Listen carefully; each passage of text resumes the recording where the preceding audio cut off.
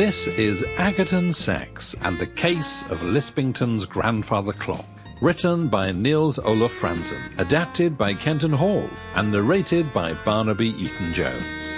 The text is copyright 2021, AUK Studios, and the audio copyright is also AUK Studios. This is an AUK Studios production.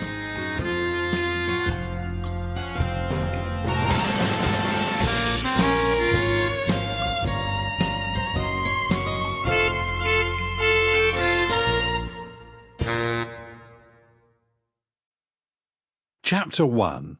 A Double Attack. No one that knew him well could accuse Inspector Lispington of being extravagant. This remains true of anyone that has ever laid eyes on him, has had him described to them in passing, or has even imagined him in a dream. On the contrary, Lispington was quite careful. One might even call him risk-averse, at least where practical matters were concerned. He was more than capable of flying off to a foreign country where he didn't have any authority and attempting to arrest a close friend for being his own imposter, for instance, but he would always make sure to fill out the correct paperwork in full afterwards.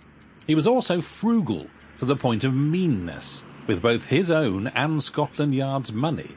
For instance, he hung tea bags on the washing line so as to get another cup or two out of them.